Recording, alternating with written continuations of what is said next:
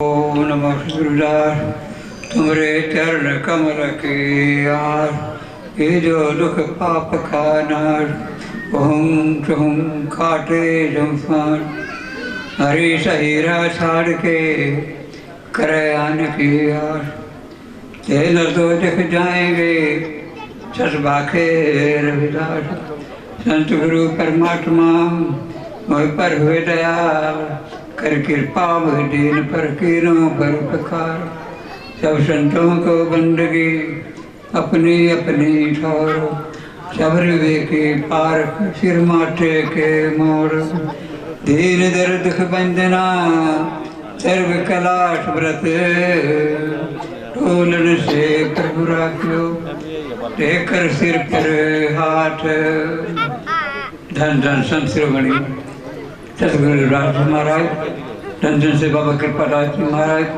धन धन से बाबा लालास जी महाराज धन बाबा देवदास जी महाराज धन बाबा गुरदास जी महाराज धन बाबा सुखदेव जी महाराज सब संतों की जय धन धन सतगुरु लालास जी महाराज करूं दंडवत सुबह और शाम चरण कमल को दंडवत कोटि कोटि प्रणाम प्रेम पंथ की पालकी रविदास बैठी हो आए सांची स्वामी मिलन को आनंद कहो न जाए। सबसे पहले आज का जो पावन दरबार है जिस उपलक्ष्य में हम इकट्ठे हुए हैं सतगुरुराज जी महाराज के पावन स्वरूप को प्राण प्रतिष्ठा सारे गाँव वालों ने मिलकर और मेरे संत साहिबान ने मिलकर आपके गाँव ककरौनी में पावन दरबार में सजाई है। इसके लिए आप बधाई के पात्र हैं। समय जो ज़्यादा हो चुका फिर भी मैं हम सब के सब गुरुदास जी महाराज की संतान है और पूज्य बाबा साहेब डॉक्टर भीमराव अम्बेडकर के अनुयायी हैं। सतगुरुदास जी महाराज हमारे इष्ट गुरु हैं।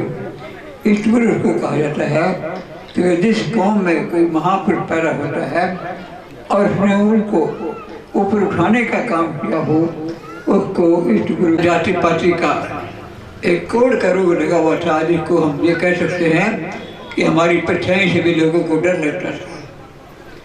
हमारे शरीर को कोई छूता नहीं था, हमारे कपड़ों को हाथ नहीं लगाता था और हम भी किसी को हाथ नहीं लगा सकते थे, किसी कपड़े को हाथ नहीं लगा सकते।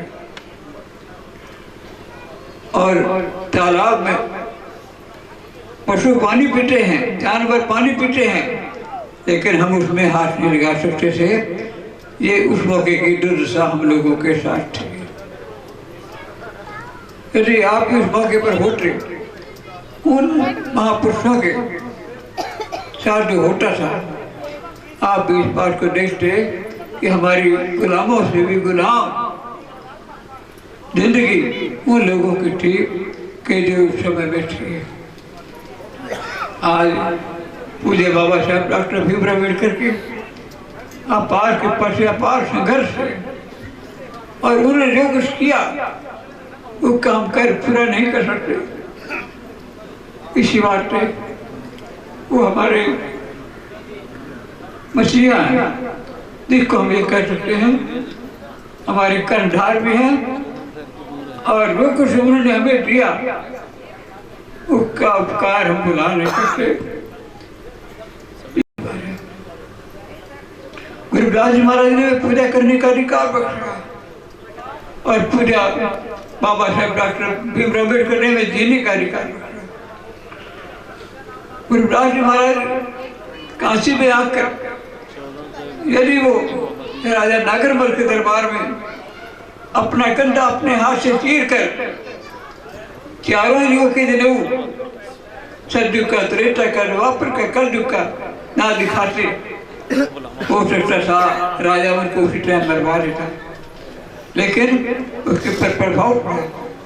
गुरुदास जी महाराज ने अपना कंधा चीर कर जब उस राजा को दिखाया उसने सोचा कि ये कोई मामूली इंसान नहीं, ये बहुत महापुरुष। और इसी प्रकार जब ब्राह्मणों के ठाकुर डूब गए और गुरुराज महाराज की पसली उतर गई और उस राजा ने अपना हाथी मंगवाकर उन मेरे ऊपर भाइयों के द्वारा गुरुराज जी को हाथी में बैठाया और सारे काशी नगर के अंदर घुमाया था। ये गुरुराज जी महाराज की शक्ति और दूसरी जीत थी। अब गुरुराज महाराज ने अपने मुखार में से पानी पेटी, ऐसी लाल तुझे कौन करे, गरीब नवाज को सैया मेरे माथे से धरे, जाके छोड़ तख्त को लागे ता पर तू ही डरे, नीचे ऊंच करे मेरे गोविंद का होते न डरे। नाम देव कबीर तिलोतन सदना से अंतरे, कह रविदास सुन रे संतो हर ज्योति सवे। इस सोच को गाकर गुरुराज जी महाराज ने परमात्मा का धन्यवाद किया था कि आपने मेरे सर के ऊपर छतर रखा, जिसके कारण से आज मेरी जीत हुई है। माता मीराबाई चित्तौड़ की रानी विधवा हो जाती है और सारे भारत वर्ष में घूमती है, सारे धामों पे जाती है, तीर्थों पे जाती है, कहीं उसको मुक्ति नहीं मिली। जब बनारस में आई वहाँ से वो निराश हुई और जब वापस जा रही थी गुरुदास जी महाराज की कुटिया के सामने से उन्हें देखा कि राजघराने की लड़की है।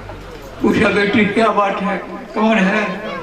महाराज मैं चित्तौड़ की रानी हूँ और विधवा हूँ, मैं मुक्ति चाहती हूँ। अपनी कुंडी में से एक पिल्लू पानी के लेकर जब खूब पिलाया, उसके कपाट खुल गए और खूब अगम का ज्ञान हुआ और वो उनके चरणों में गिर गई। महाराज जिस वस्तु के लिए मैं सारे संसार में घूम आई, मुझे कहीं कुछ नहीं मिला, आपके चरणों के प्रताप से आज मुक्त हो गए। ये मीराबाई की समझ और फिर जाते हुए गुरुदास जी महाराज कहते हैं कि महाराज चित्तौड़ में आई है। जब वो चित्तौड़ वहाँ पहुँची वापिस उसकी सास झालाबाई और ससुर कुंभा श्याम कहते हैं मुक्ति मिल गई। हाँ महाराज मिल गई। कहाँ से? कि बनारस में मेरे गुरु गुरुराज कुछ मार है, उसको जार का प्याला दिया गया, सांप की पिटारी के आगे रखी गई और गुरुदास जी महाराज के पास के पसे वो नहीं मरी और वो जिंदा रही। अंत में के शास्त्र से बनारस में आए और गुरुदास जी महाराज से आके पूछा आपने हमारे पुत्र बधू को क्या दिया था? महाराज जी जल पिया था कि हमें भी दिखाओ क्या है इसमें।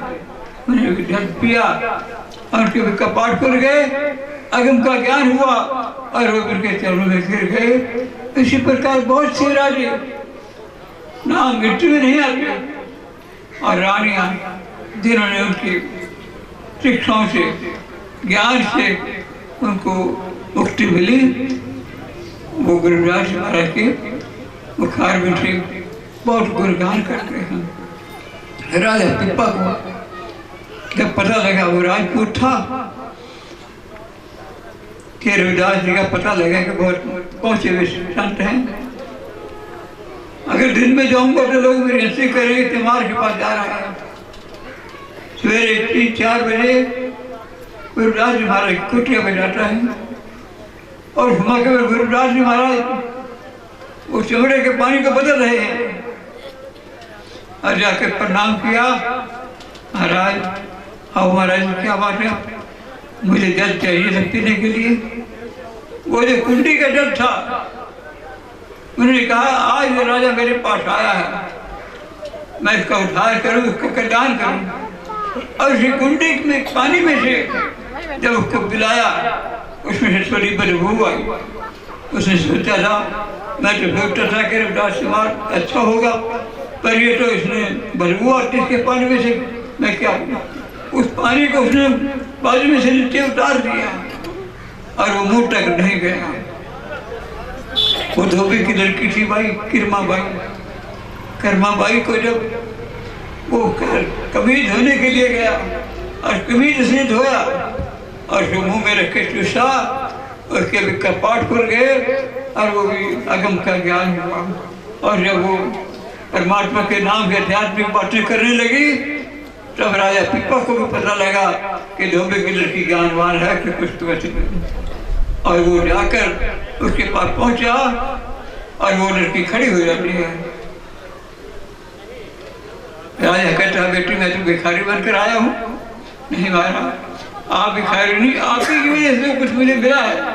आपके कुत्ते में से जो दाग था चमड़े का आपको मैंने पूछा था, उससे वो मुझे ज्ञान हुआ। और राजा को तलब हुई कि जिस महात्मा ने मुझे वो जल दिया था और वो मुझे नीचे गिर दिया था, वही जल इस कर्माबाई ने पिया, इसको अग्नि का ज्ञान हुआ। और हिटलर वहाँ गया गुरुराज जी के पास, महाराज मुझे जल पिलाओ। बर्तन को मांझा साफ किया और पानी पिलाया। नहीं महाराज वही जल दो जो पहले दिया, वो अब नहीं मिलेगा। वो तो जिसकी किस्मत का उसको मिल गया। अब तो आपको मैं नाम देता हूँ, मेहनत करो और तब उसको आपको प्राप्त होगा। कहने का भाव ये है उस मौके पर गुरुदास जी महाराज और कबीर साहब जी महाराज पहुंचे हुए संत थे और जिन्होंने लोगों के भ्रमों को दूर करके हमें ज्ञान के रास्ते पर लगाया और परमात्मा के रास्ते पर लगाया, परमात्मा का ज्ञान कराया। हम आज उनको नहीं जानते, भूलते हैं। कहने का भाव यह है, मैं एक शब्द कहकर गुरुदास जी महाराज के पास उनके दो शिष्य आए और कहने लगे महाराज इसने मेरी जगह दबा ली। वो कहता नहीं महाराज मेरी है, वो कहता नहीं मेरी है। अच्छा ठीक है बैठो भाई। बैठे, उनको ज्ञान दिया। क्या कहते हैं, जल की भीत पवन का खंबा, रक्त बूंद का गारा, हाड़ मास नारी को पिंजर पंखी बसे बेचारा। प्राणी क्या मेरा क्या तेरा, जैसे तरवर पंखी बसे रहे। राखो कान उसारो निभा, 3.5 हाथ तेरी सीमा, पंखे बाल पाग से डेरी, ये तन हुए गो बसम की ढेरी।